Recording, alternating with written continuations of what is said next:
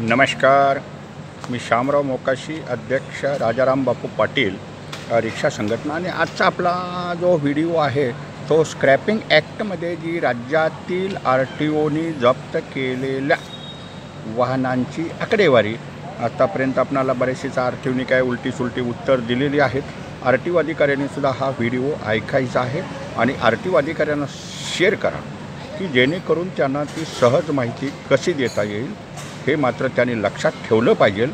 आणि चुकीची उत्तरं दिली तर पुन्हा अपील होतं आणि अपील तर करावं लागेलच जर तुम्ही चुकीची माहिती दिली। काय अधिकारी सांगतात इकडं तुम्हाला जर ती सगळी कागदपत्र हवे असतील तर तुम्ही एवढं चलन पाठवा तेवढं चलन पाठवा, नुसती आकडेवारी देतात। आणि आता आपण आज जे बोलणार आहोत ते चंद्रपूर RTOनी आज आपणाला माहिती पाठवलेली आहे। चंद्रपूर RTO ह्यांनी जी माहिती पाठवलेली आहे त्याच्यात त्यांनी 1/4/2023 ते 24पर्यंत ही आपणाला माहिती पाठवलेली आहे। त्यांच्या माहितीप्रमाणे आलेल्या माहितीप्रमाणे 80 वाहनं ही त्यांच्या दरबारी सडत पडलेली आहेत, पकडलेली आहेत। ती 80 वाहनं कोणसुद्धा सोडवायला आलेलं नाही। तर आता ह्या वाहनांचं करायचं काय? म्हणजे आता आकडेवारी अशी येत राहील, पोलिसवाल्यांच्याकडची येईल, वाहतूकवाल्यांच्याकडची येईल, राज्याची माहिती ही संकलित होईल आणि मग स्क्रॅपिंग ॲक्टमध्ये शासन दरबारी ज्या वाहनं पडून आहेत ते स्क्रॅपिंग ॲक्टमध्ये जातील। त्यांचा काही निलाव होईल किंवा ते काय करायचं तो निर्णय ह्या डेटाच्या सादर झाल्यानंतर ह्या गोष्टी होऊ शकतील।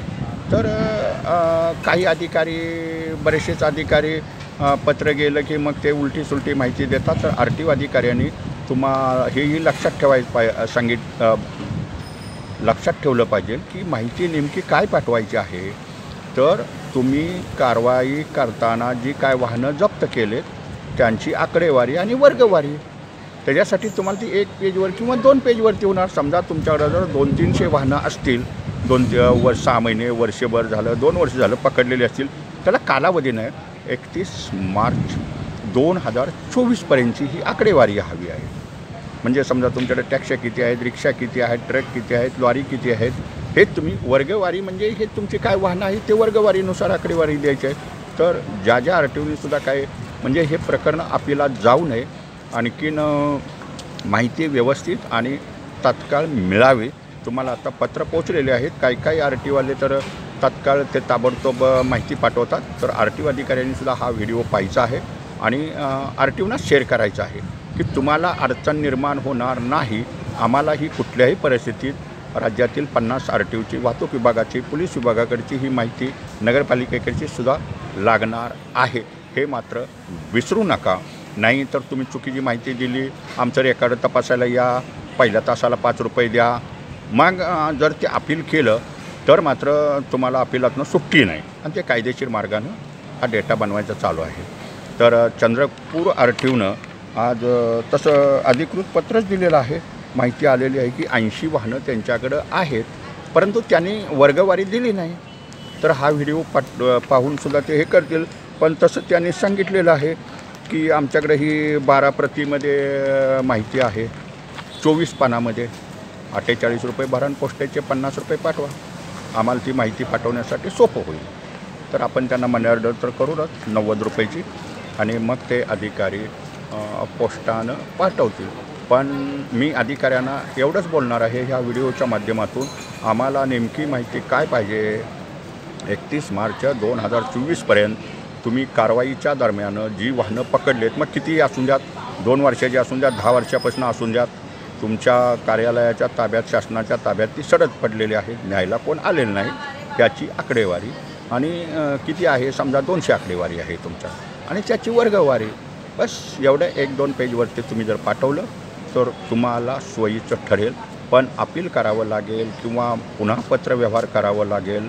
जर तसा अपीलचा प्रश्नाला आपण आता अपील केलेलीच आहे, 2 ठिकाणी जळगावलाही केलेलं आहे, लवकरच आता मी बारामतीला जाणार आहे, अहमदनगरला जाणार आहे, रेकॉर्ड तपासायला या म्हणून सांगतात, 6 तारीख दिलेली आहे, अहमदनगरच्या RTOने 6 तारखेला पोचणार आहे। हेही तितकंच आहे. तर रिक्षा टॅक्सीवाल्यांना ज्यांना कोणाला परमिट काढायचे असतील त्यांनी जाऊन लवकर RTOला परमिट काढा जावा. डेटा बनला की रिक्षाची परमिट ही बंद होतील. आता माहिती संकलित होऊ लागलेली आहेत. महिन्याभरात संपूर्ण माहिती येईल. धन्यवाद. मूचवाले मोकाशी यूट्यूब पहा, लाईक करा, शेअर करा.